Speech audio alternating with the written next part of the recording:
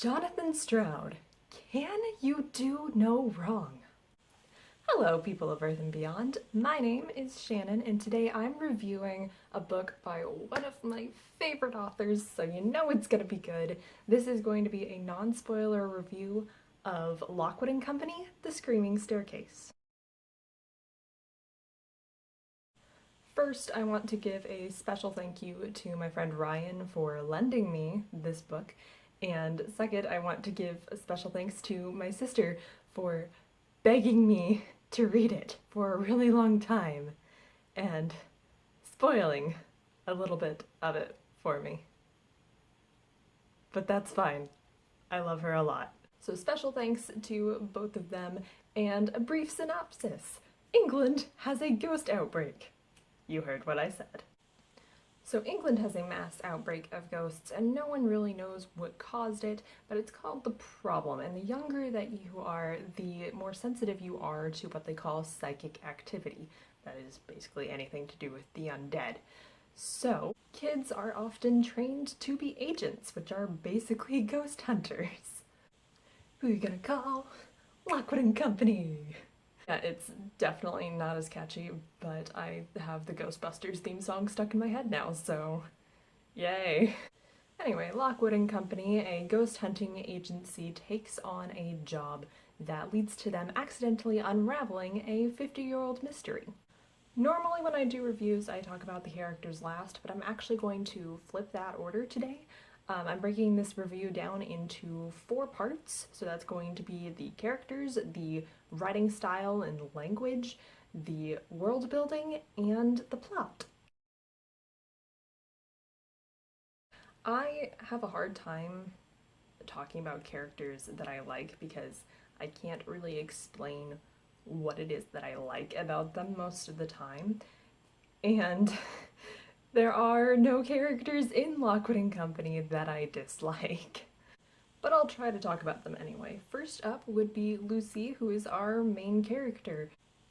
She's kind of tomboyish, which I definitely like because I can relate there.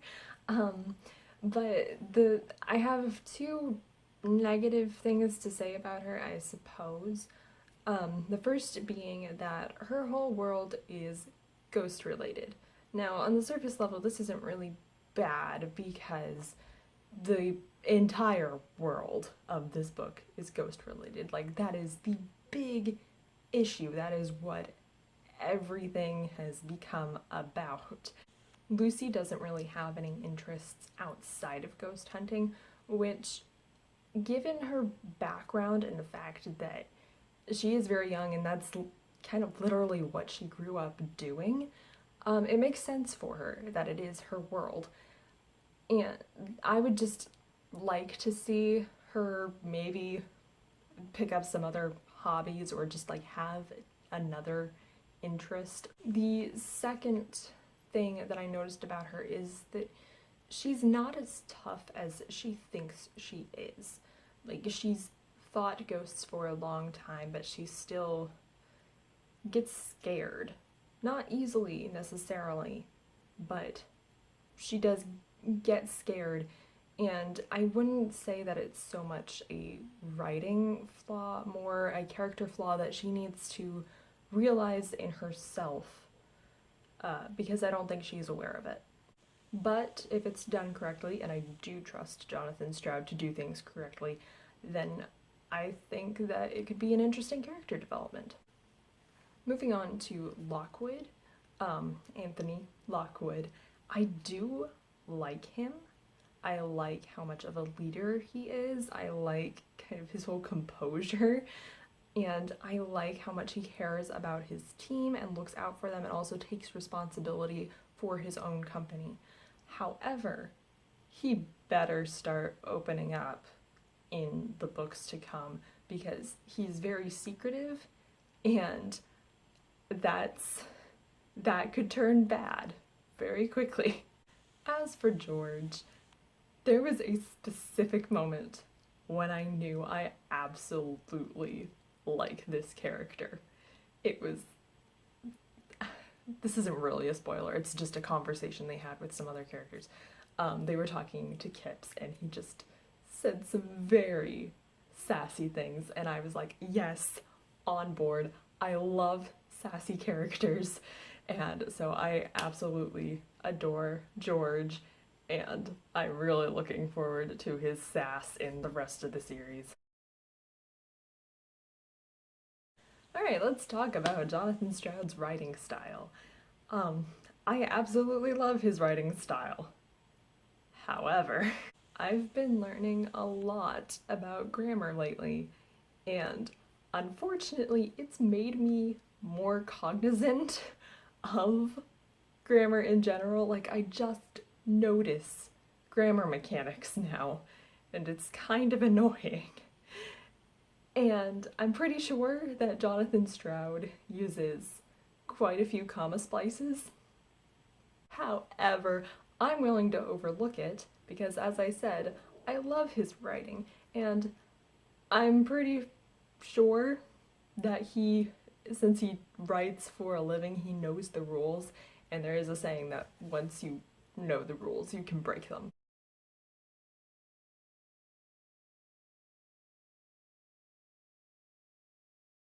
That being said, I've mentioned in my other reviews of Jonathan Stroud books that he is a master of description, and that still holds true.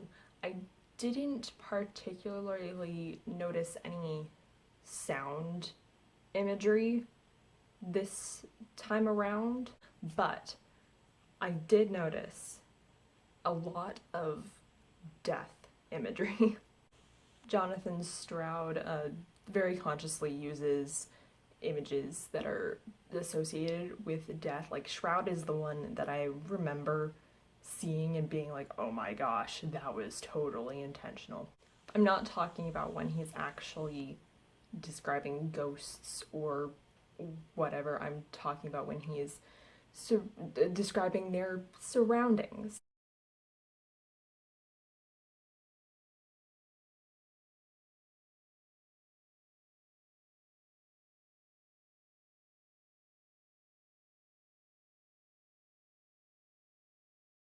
The last thing I have to say about his writing style is that it is something that might be a little bit divisive. The way this book is structured at the beginning is, um, I think it's mainly part one and part two because it is broken into parts. It starts on the current timeline of the story when Lucy and Lockwood are uh, doing a job that ultimately sets up the rest of the story, the rest of the plot. And it kind of ends on a cliffhanger, and then it goes into Lucy's backstory. And then it catches up to present day again. It's like when a movie does a freeze frame and it's like, I bet you're wondering how I got here. Well, let me explain. I can definitely see why it was done, but also why someone wouldn't like it. First of all, it's Jonathan Stroud's way of pulling you right away into the action and setting up the world and the conflict right away. But also, he doesn't want to leave you without the exposition of the main character. I can definitely see some people having an issue with this because, it's action and it's fast paced, and then it slows down and goes into a whole bunch of exposition. And I'm not a huge exposition person. I feel like a lot of people don't like a whole lot of exposition at the beginning, and I really probably would not have enjoyed the book as much if the first chapter was just exposition and then finally led up to the first job. First job we see Lockwood and Company doing. So I like the fact that we are plunged into the action right away. I don't necessarily like the slowing down, and I can definitely see other people not liking the slowing down, but at the same time, it it makes you keep going because you want to know what happens at the end of that cliffhanger. So at the end of that freeze frame, if you will. So you like, keep reading through the exposition to catch back up. While I don't think that that's a bad technique or a bad way of writing, I don't necessarily enjoy it when I have to stop the action and go back and read something that just is a lot slower. On the other hand, I do want to know about Lucy's life and what led her to become an agent of Lockwood and Company. Let's talk about the genre. I don't really know what genre this book would be classified as. I would not say that it is horror. There is some grotesque imagery, but it does not feel like the intent behind it is to disturb or horrify the reader. There is obviously a mystery element to it, but it doesn't feel like a mystery novel. The characters didn't set out to solve a mystery, they stumbled upon it. I definitely don't think that it's accurate to say that it's a fantasy novel because no one ever talks about magic. Even if you consider ghosts to be a fantastical thing, in this book, in this world, they don't classify it as magic, they say psychic activity, which is more scientific. Very broadly, you could say that it's sci-fi, science fiction, but if paranormal is actually a genre, then I would say that's the best categorization. Regardless of what genre it is, something that I really enjoy about Jonathan Stroud's work is that the world building is just kind of inherent in the story. The details of the world and how this world interacts with its supernatural elements are all just kind of there. And we just see how much this world is affected by the problem and their response to it. And as always, Jonathan Stroud just does a great job of sucking you in and placing you right in the middle. I was talking to my friend Ryan about this book, and he mentioned that in this world, having a ghost in your house is kind of just as normal as having a gas leak, and the idea of calling agents to come deal with it has just become normal. And I was like, yeah, that kind of sums it up perfectly. Doesn't mean that people in this world are any less scared of ghosts, it just means that they're kind of used to them being a thing now. I don't want to compare this book too much to Bartimaeus because they're two separate things just by the same author, but I'm going to compare them for just a moment. In Bartimaeus, we knew kind of the state of the world outside of England, and we knew England's effect on the rest of the world. Like in that series, England is, or Britain really, is still an empire. This in this particular series, there's not much mention of the rest of the world. Lockwood has some artifacts from other parts of the world, but we don't really know how far the problem has spread and if it's left England. We know that other cultures are aware of ghosts from the artifacts he has, but we don't know just what their status is at the moment. We know that the problem started in England, in Kent, I believe, and eventually spread all over the country. So that's just something that I would like to know. At the moment, the series feels kind of Anglo-centric. And again, I don't want to compare this series too much to Bartimaeus, but I do want to point out, and you can make your own theories about it, I do want to point out that I find it very interesting that the same metals that negatively affect Jin also negatively affect ghosts. So, namely, that would be silver and iron. Just putting that out there. So, I said I was going to talk about plot, and I also said that this is a non spoiler review. The second is true. The first, I'm going to vaguely talk about plot.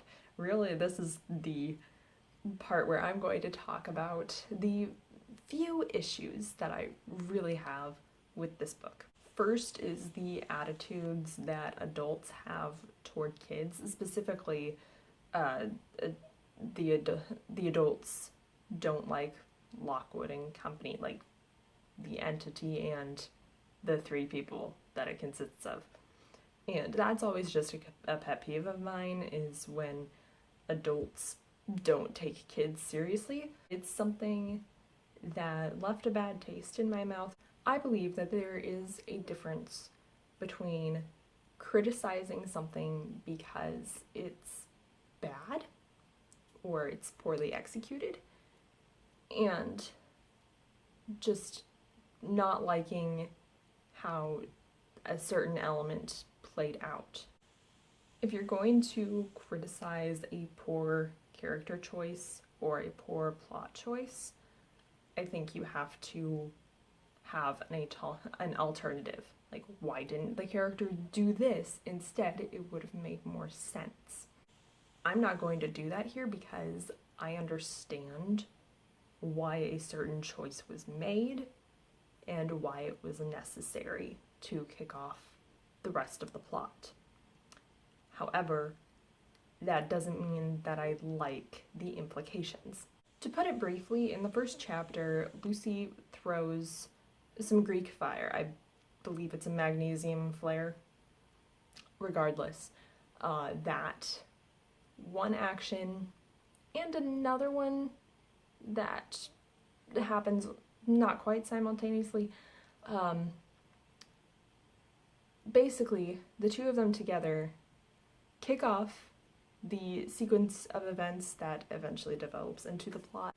However, the implication there is that the bad things that happen to Lockwood and Company directly following this are Lucy's fault. To their credit, none of the other characters blame or shame her for it, which would be something I would not be able to stand. Like, she has an argument with George afterward, but then they all just set to fixing it, and no one's resentful toward her, which I appreciate. But as a reader, I know that it was basically her fault, and I understand why it had to play out that way and why each event happened as it did. I don't like the fact that I have to know that it was Lucy's fault. I didn't enjoy knowing that fact. Also, what is it with Jonathan Stroud and burning down houses? I've read enough Jonathan Stroud to trust him to blow my mind. So I was not thrown by a certain red herring. I thought it was well executed. I enjoyed the climax immensely, mostly because of the level of description and just how vivid it was. And I've also learned from really reading Jonathan Stroud that if he highlights anything, if he draws your attention to any small detail, that you should be prepared for it to be important later on. Obviously, I am going to continue on reading this series. Actually, I've already started continuing to read. And yes, I do highly recommend. To state the obvious here, I enjoyed the first book immensely, and I am totally drawn into this world, which I find very interesting. May I talk about why I love Jonathan Stroud so much? Well, it's my video, so I can do what I want. I am not a big ghost person. I do not like horror at all. I don't historically do well with ghost tours. Although, oddly enough, I love murder mystery shows like Father Brown and Criminal Minds. But generally speaking, I'm just not good with things that would make me scared. So if you block out the author's name, this particular series does not sound like something that would intrigue me. However, it has managed to do just that. I want to delve deeper into this world, and I want to know the source of the problem. I want to see how they resolve everything and what they learn about psychic activity. I'm excited for it. And I think that is one of the marks of a good or a great author, is that they can get you excited about a subject that you would not normally gravitate towards. So, I will continue on this journey. Thank you all so much for watching, and tell me your thoughts on Jonathan Stroud, and if you think there's any connection between Bartimaeus and Lockwood and Company. No spoilers, please, though. And just let me know what you think about Lockwood and Company in general and what your beliefs about ghosts are. Anyway, thank you again for watching. Bye.